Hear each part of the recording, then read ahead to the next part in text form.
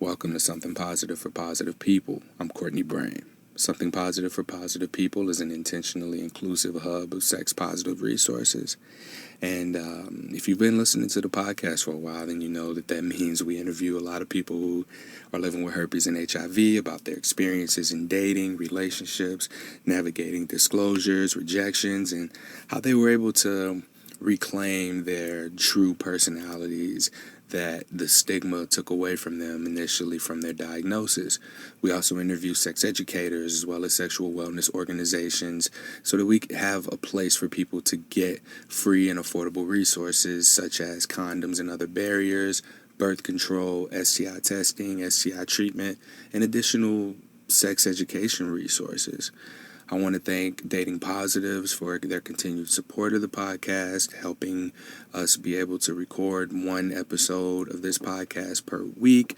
If you haven't already created a profile, please hop on there, check it out if you're someone who is looking to date, but you haven't gotten past that point of being afraid of disclosing, then this is an option for you to begin. And it's an option, it's not the option, so please know that you have a choice as an alternative to putting yourself out there in the real world and having to deal with that fear of disclosure and potential rejection.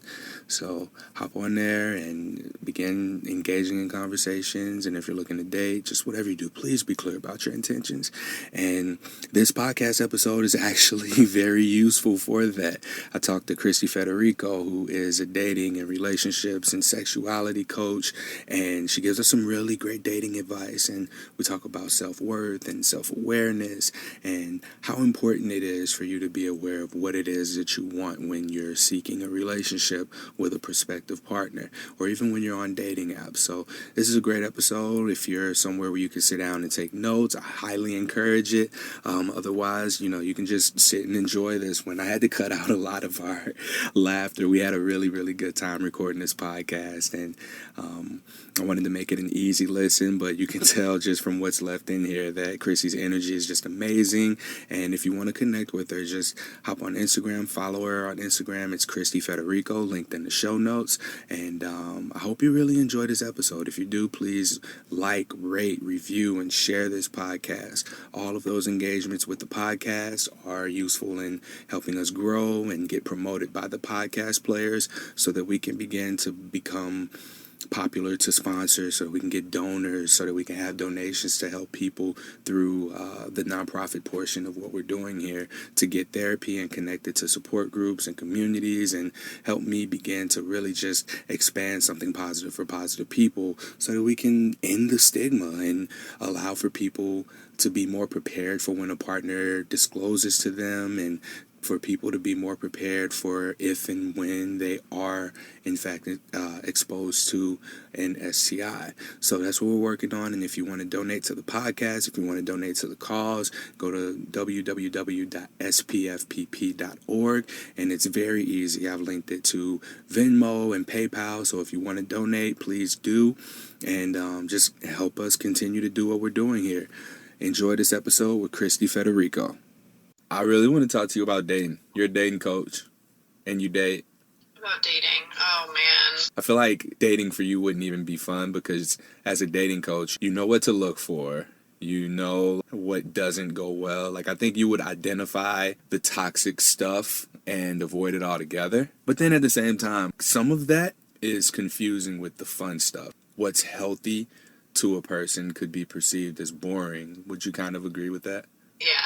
A lot of people perceive like someone being nice or like caring, be like, oh, I don't want that, when like rationally they do. But yeah, they see it as that's not exciting.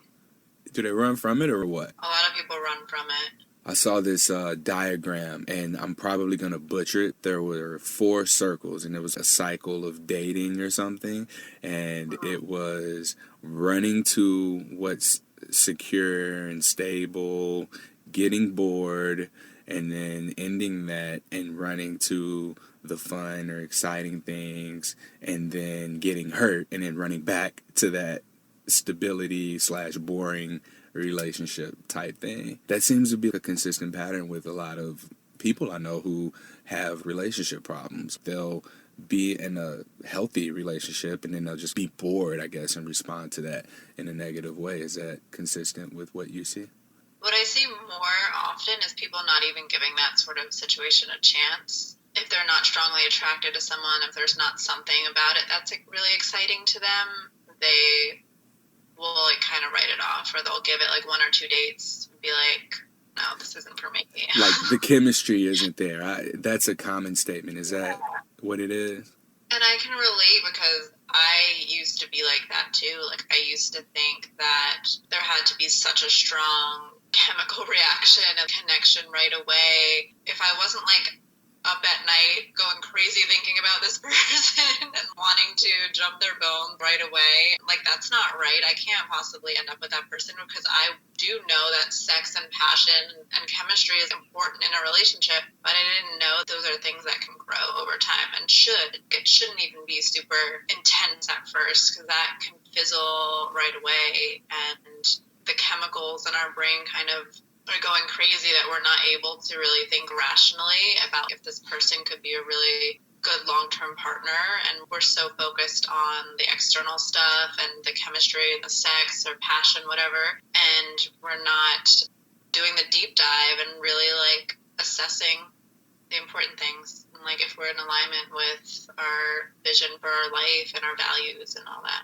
Yeah, I find that chemistry that makes them go crazy, it's not consistent with what it should be, in my opinion, and you can tell me if you agree or disagree with this, but I think that the person or people who we spend the most of our time with, who we invest the most energy in, should be people that support us and give us permission to be ourselves, whereas that chemical reaction that we have to a person, wanting more of them, makes us a person that we're not. Like, we're willing to be whatever we need to be in order to be around that person. Yeah, I agree with that. I think a lot of the time it's like, oh my gosh, I'm addicted to this person. I want them so badly that I will compromise things about myself to get this person. I have so many friends who are like this. How do I help them? Man, it's first understanding. Like, I know that a lot of people on social media have been raising awareness for this, like, no, like, you don't want that passion, like insane passion right away, that's not good.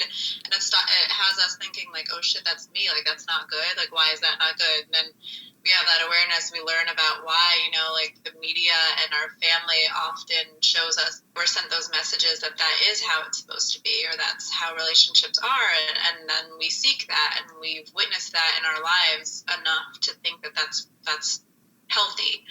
Or different messages like love is chaotic or just normal. Once we have that awareness, then we can go deeper into our patterns. Where did this messaging come from? Why do I have it? And what does it look like? Like, how does someone who can form healthy attachments and be in healthy partnerships, how did those relationships start, and what was different about them? And really, that's just where the work is. It's building a high self-worth and the confidence, and really understanding who you are and what you want in a partner and in your life. And when you're strong with all of that, you know where to not budge. And you know, like, if this person is making me feel like I have to be something different, or like I'm going crazy, like wanting to be accepted by this person, you now know, like, oh wait, this isn't right. Yeah. Do I have your consent to record this podcast? Yes. We've been recording this whole time. I was doing a test to make sure that we sounded okay, and looked up and it was 13 minutes.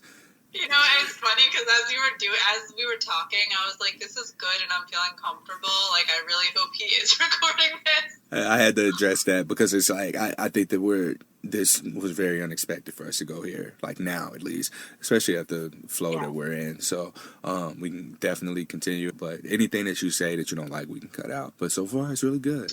I hope we can keep all of it, even this part. Yeah, no, I'm happy with it. Okay, so cool.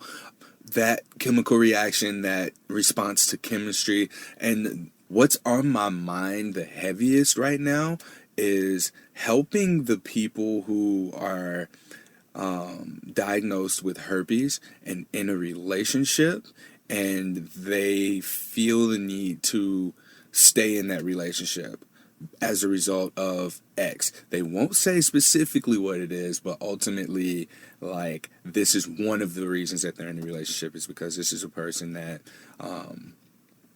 accepts my diagnosis. They accept me for my diagnosis, and I use air quotes when I say accept me for my diagnosis. And they won't really get to the real problem. And there are times where people are dating and they're like, oh, I just love this person, they're so awesome, and I'm like, think about this. Let's be rational. What about this person is it? And then I hear from people a little bit later and they're just like, my heart's broken, or they're like trying to force something to work that just isn't there. And so having a dating and relationship coach and sexuality coach here right now is definitely something like, I feel like you're the friend that they need, while I can rationally look and be like, this is what you need to do. Saying it as a friend doesn't have near the impact of what it would have from someone who's experienced in this space. So help me, please. Help me help them. I really want to send this episode specifically to a handful of people. I love it.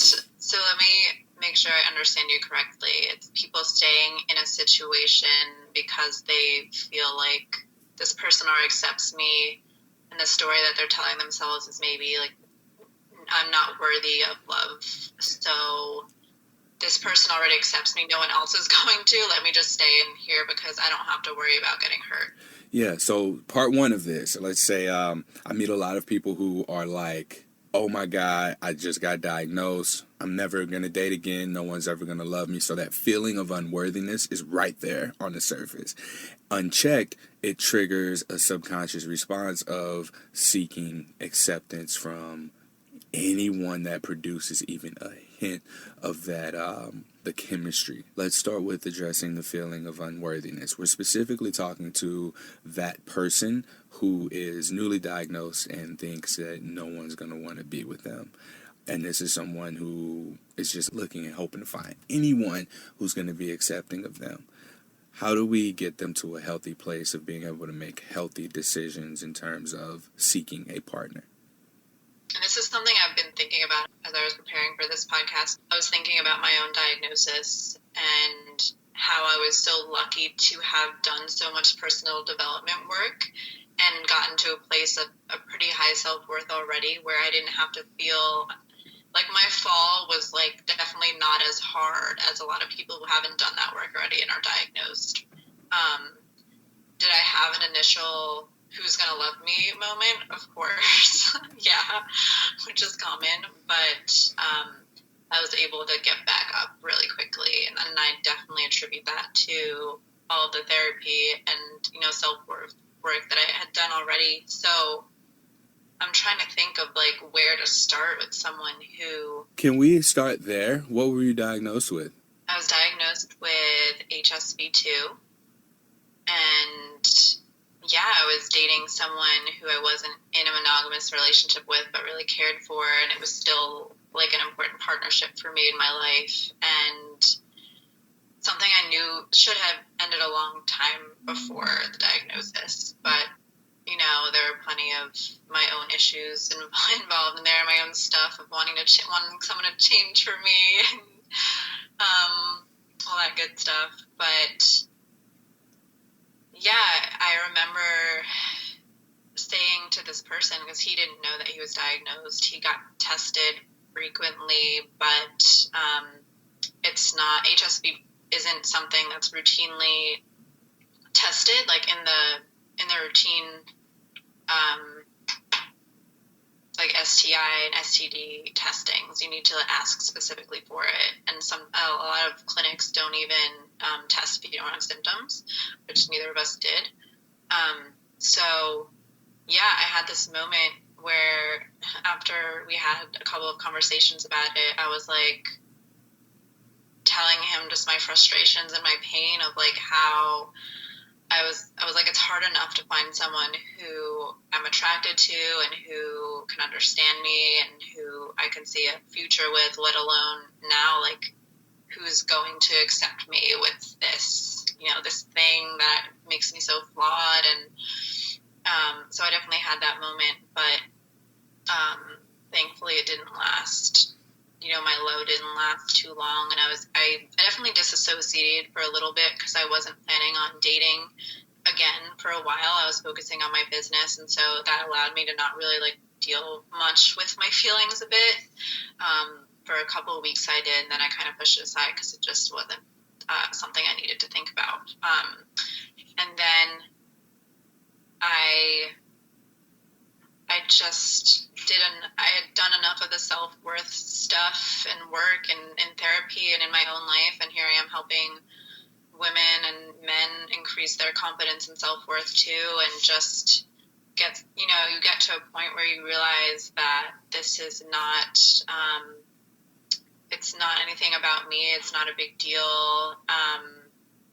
My worth and my value as a person has nothing to do with this, and it affected how I started dating too, because I had to disclose pretty early on, and that allowed me to be connected to people who were just more evolved and more sensitive, and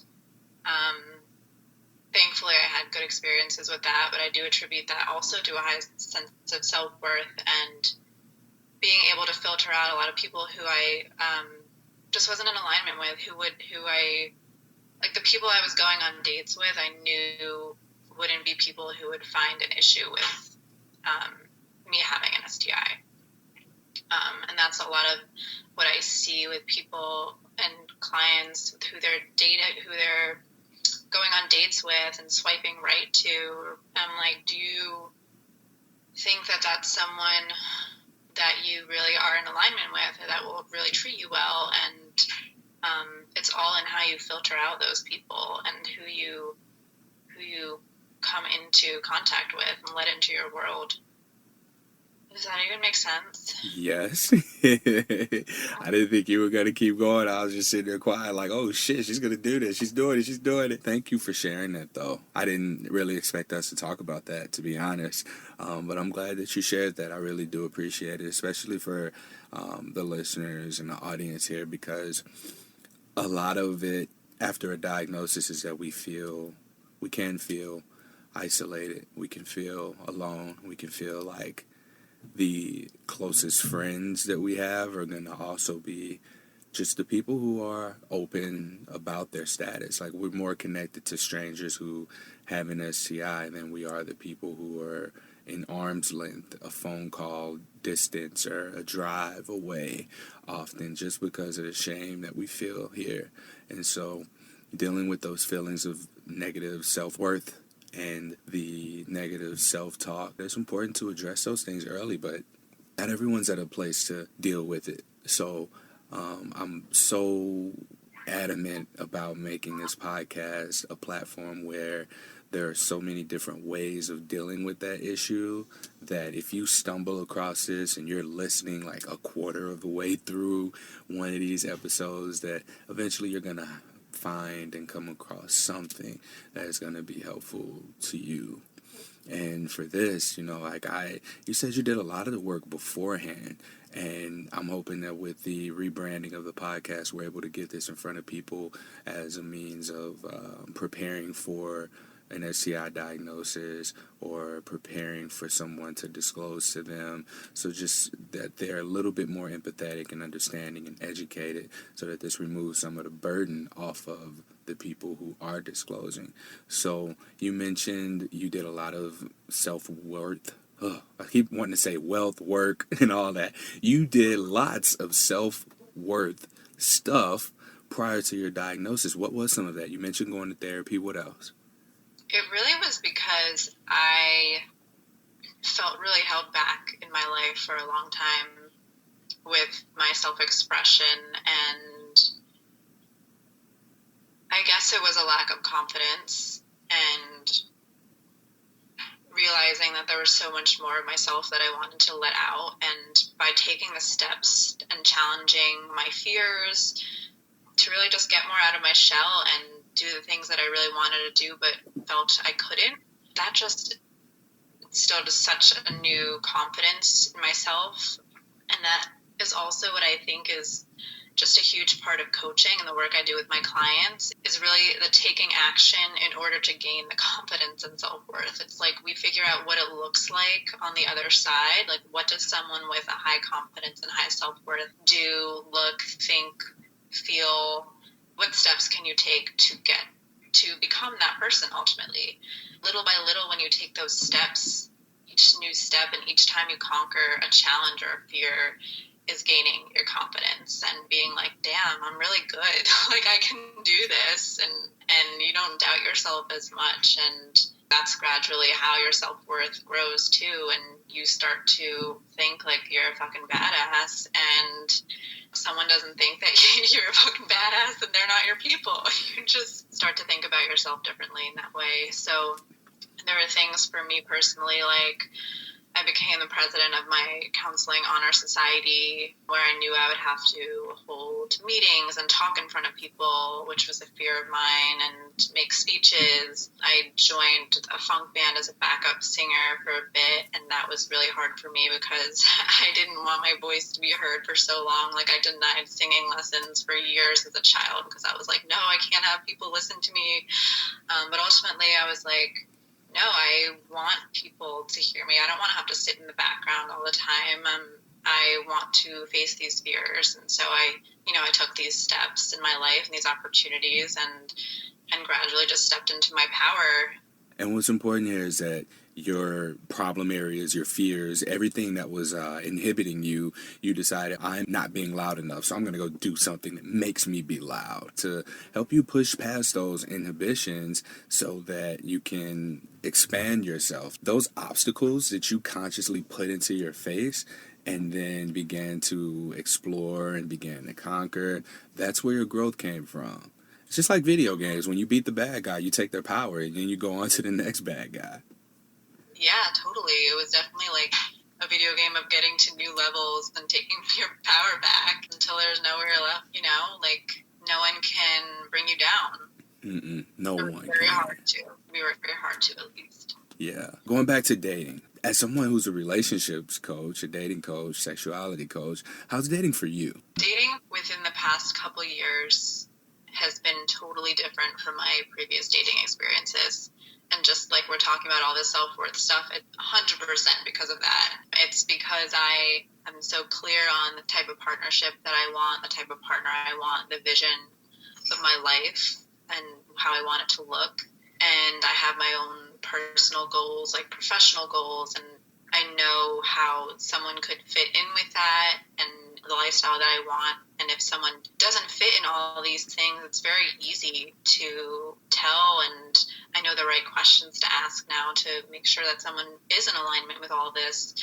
And of course, when it comes to the qualities in a partner too, and our values, those are of course important to ask up front too, and really just assess if people I'm dating are swiping right to they possess these qualities. But it's really all in knowing what you want first, that awareness, and then being able to filter out very easily what isn't that, and not giving people a chance who clearly are just not in alignment. There's like a fine line of like, okay, let's see this person, because you can sometimes only tell so much from a profile, but things that are helpful for me are making sure that they fill out their dating profile with some information.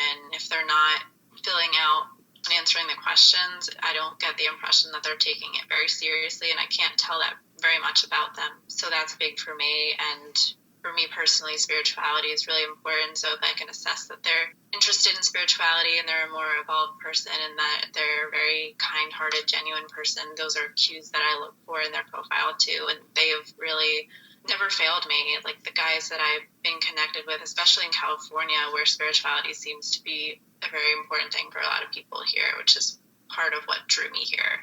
I've just come across with really beautiful men who are doing the work and gone to therapy, and they see sexuality as important and sex as medicine, and all different things where they just have a certain maturity and different goals for their life than someone who really isn't at that point and who hasn't done that work. So it's a lot of assessing if people that I want to go on dates with have those qualities and if they're in alignment with where I'm at. Yeah. So it's been pretty easy lately.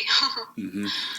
We are attracted to what we're attracted to. So I'm on Tinder, Bumble. I'm swiping right on every woman that I believe is attractive. I'm not looking at any of those things. I'm just hoping for matches at this point. Physically attractive. There you go. So just physical attraction. Like if I get a in my body and I see that person, I get that in my body, and I want to move forward. How will we go from that to, because I mean, that's naturally what we're going to do. You know, we see someone, it's more often than not, especially in the world of dating, where we're on dating apps and things like that, and we can just see a person first and then get to know them. You can't get to know somebody in the however many characters there are in the profile. So you reach out to this person you find physically attractive. How do you begin to get to know whether or not they do align with your values? So if you can't tell from what they've written in their profile already, and you're just going off of a couple of hot pictures, then you can ask, although I don't know if I'd say it's a red flag, but it's like a minor red flag if, like I said, if they have not filled out anything, and you're looking for a serious long-term relationship. But I like how you worded that. That you ask. And I'll share an example of the person that I'm dating now. He asked me, how important is spirituality in your life? And so clearly it was like, okay, spirituality is very important to this person, which I could already tell from his profile, thankfully. But yeah, if you're not sure, you have to ask a question that's going to provide you with the information that you need to know. Is something that's really important to you and important to this person as well, and take it from there. But again, you need that awareness first. What are you looking for? What's important to you? What are your values? And then how can you ask and find out if this person is in alignment? Mm-hmm. That work to get to that place of awareness is really challenging. It's challenging to get to a place where you can observe your behaviors in the moment and be like, damn, I'm doing that thing that I know isn't good for me, such as being attracted to or entertaining someone that you know is not in alignment with you. I don't want to say they're not good for you or they're bad for you, but they're just not in alignment with who you are and your life intentions or your bigger picture at all. I think that's a good way of putting it. Like, if this person fits into your bigger picture, do your bigger pictures look similar? Do they mold together? Yay, nay? Everyone deserves a chance for sure. But when people begin to show you that they don't align with your own personal values, then you don't have to necessarily cut them off, but you have to be mindful of how much investment of energy you put into those people, those situations. Totally. And that reminds me, too, of you're just talking about not cutting people off. I think it's always great to go into situations when you're going on new dates with new people is to not have to be so serious with it, thinking like, am I going to marry this person? You can have other types of relationships with someone. You can become friends with them, or you just never know the kind of connection that it could grow into in other ways other than romantically or sexually. So I think that's important to keep in mind too. You have to be mindful that you're not going to hang around to try to change someone too. So you do have to be mindful of not staying in a situation for too long and cutting it off when you are sure that you're not going to get the relationship that you are hoping for. It's 2019 and our next partner is like a thumb swipe away. So if we're not getting what we want from this person right here, right now, then on to the next, right? No. I mean, it's a fine line because we were talking earlier about like a strong connection right away in the chemistry. And for me personally, the last few people I've dated, the connection grew really slowly. And so if you had asked me on the first date if I thought that it would become what it became or is becoming, I would have been like, hell no. Like, I think there are some people who would have written it off right away. And I know from my experience with clients, a lot of people want to write things off right away if there's not that intense connection or chemistry or physical attraction. So it's just a lot of assessing in all different kinds of ways. It's like a balance of giving a chance, but also not being too hopeful for the wrong things or, wanting to change someone, all different things that I just addressed. So yeah, it's hard, man. Going from being attracted to just what we're naturally attracted to suddenly caring about people who also care about the things that we care about. We know how important that is, or maybe we don't. Let me not try and dismiss that. Try and meet people who are interested in things that you're interested in. If you're struggling with just dating people who are around you or who are just on the dating apps, find the things that you like to do, go and do them. You'll meet people and just naturally experience a connection with the people who are also into those things. And then becoming attracted to a person based on behavior and being rather than what they have. Coming from that, it requires awareness that there's more than that. There is the spirituality element. There's how do they treat other people. There's how do they carry themselves in social settings. There are all these kinds of different things that we can look for that we just completely can dismiss when those chemicals get to going all wacky in our brain. We don't necessarily have to train ourselves to like those things, but we can train ourselves to notice and look for those things. And those are the things that grow into that chemistry and connection that we want to be there right away. Completely. I mean, I used to be that person who thought that we needed that intense physical connection right away. And I did have to actively start choosing, like, okay, this is someone who has the nice, beautiful qualities that I really want in a loving partner. And let me choose myself this time and let me stay in this situation and ride it out, because I now know that I'm worthy of love and all those good things and being treated really, really well, because I have allowed myself to stay in these situations, seeing more and more of these people and how just amazing they are and how well they treat me and how they treat other people and just more of who they are as beautiful people in this world. The attraction and the chemistry has grown so much. I love being able to share that with clients because so many people don't believe it. I'm just like, no, trust me, like it's happened, and it's happened to so many other people too. You just have to give it a chance and really get to know people and choose yourself and really get to a point where you believe that you are worthy of that love and being treated really well, and it'll happen. But those things, just like what you were saying, is being able to see these people and get to know how they do treat other people and what those other really great qualities are in them. And when you see people in that light, then the attraction can really grow and the connection can really deepen. I don't remember the name of the chemicals, but there was one that you get right away, and then there's one that's more long-term and healthy. Maybe it was dopamine versus serotonin. But we want that. We want to strive for those long-term, consistent hits of serotonin. That's what we should strive for. If this person doesn't give instant hits right now that are intense versus long-term, it's more of like a slow release of the positive emotions versus the quick, heavy, and intense ones that you kind of crash from and then you suffer from withdrawal symptoms and shit. Like, love is a drug. Yeah. It's like simple carbs versus complex carbs. Hey, that was good. So yeah, those simple carbs taste good as fuck, like right now. But then those complex ones are, take some time to digest. They give you energy over time. There you go, and that's what we need to look for. We need sweet potatoes, not white potatoes. I love our conversations. Me too. On that last podcast, you said you weren't all the way straight. What's that mean? That's something that we haven't covered. Like, I've never had anyone come on and who's had the experience of saying, I don't necessarily fall into that queer category, but it isn't necessary. Yeah, because, sorry, I didn't mean to cut you off. Oh, no, I was just saying I never had any guests who identified as not necessarily queer. There's so many labels and categories for people to be in that when they don't necessarily feel like they belong to a category, they can tend to feel isolated. But you know what? I'm glad you're bringing this up because I have like a love-hate relationship with labels. I think I don't like labels for myself in general in any part of my life. Even when people ask, like, what's your favorite whatever, I don't like sharing because then I get put into a box. And I have a lot of interests this. And I'm just like, no, I'm not going to tell you.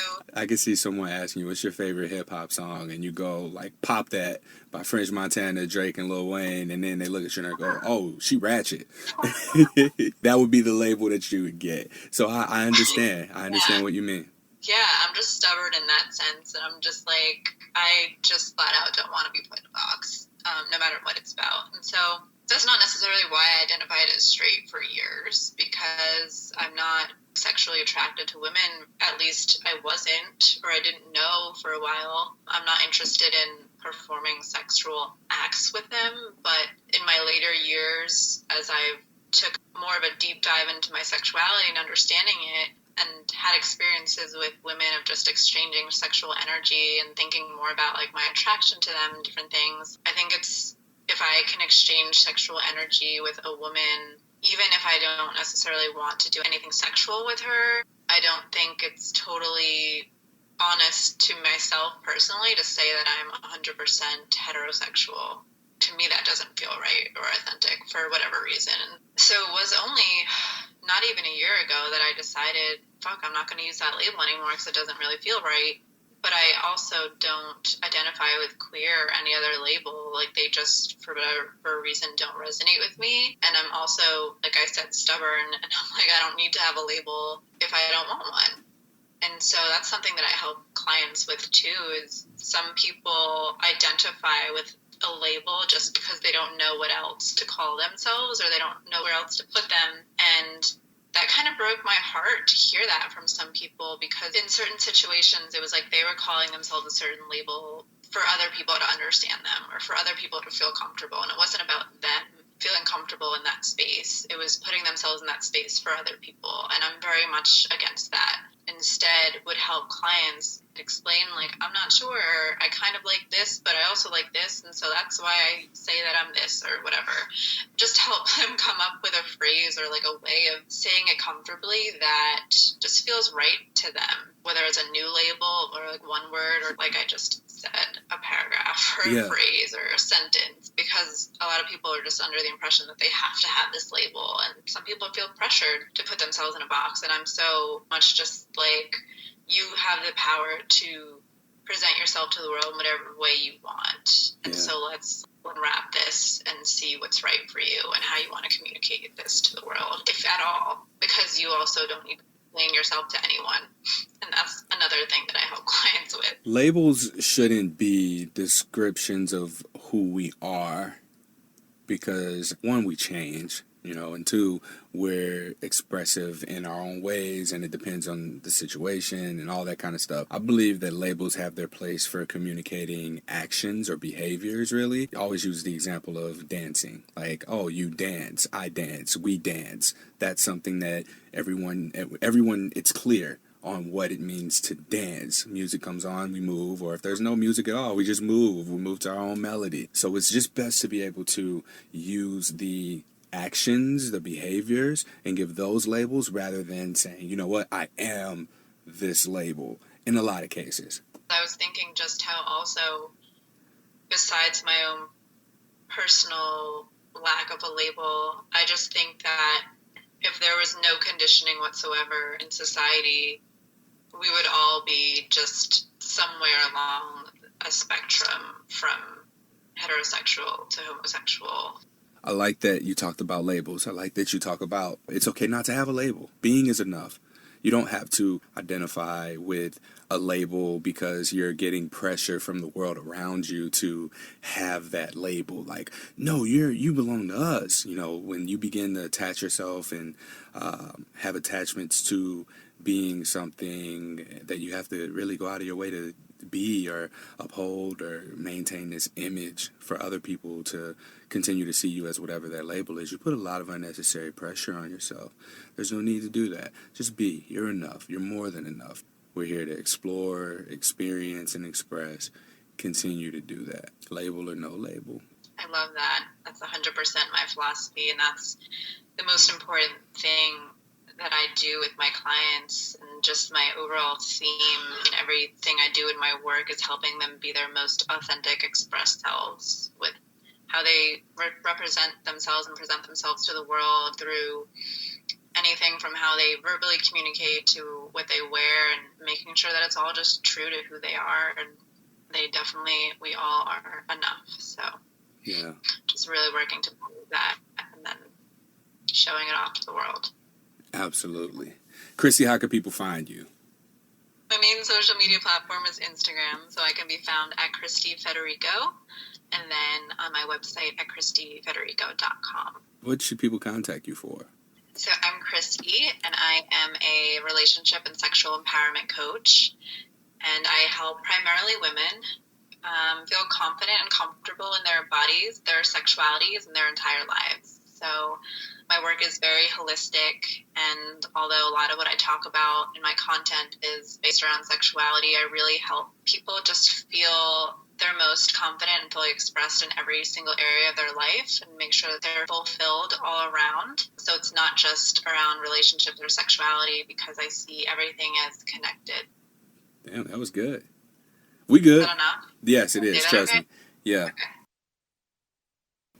That concludes this episode of Something Positive for Positive People. If you like it, please like, rate, share, review this podcast so that you can help us get more exposure, so that we can continue to do what it is that we say we're going to do, which is help people get the support that they need in order to begin to advocate for themselves and uplift and encourage use of all the sex positive resources that are out there, and just create a safer space for people who are living with STIs to be able to comfortably disclose, and for people who are newly diagnosed to be able to have access to these resources and the education beforehand so that they're better equipped to deal with the positive diagnosis. Thank you to Christie Federico for being on this podcast. She was such an amazing guest, and like I said, we had so many laughs that didn't make it on this podcast, and she's a great person and great to connect with. I look at her like a mirror image of me in terms of personality and just where she is right now. So Christie, if you hear this, I wish you much success, and if you're someone who could use a dating and relationships and sexuality coach, I strongly encourage you to contact her and check her out for yourself. And if you like her and you want to do business with her, I strongly encourage it. Till next time, stay sex positive.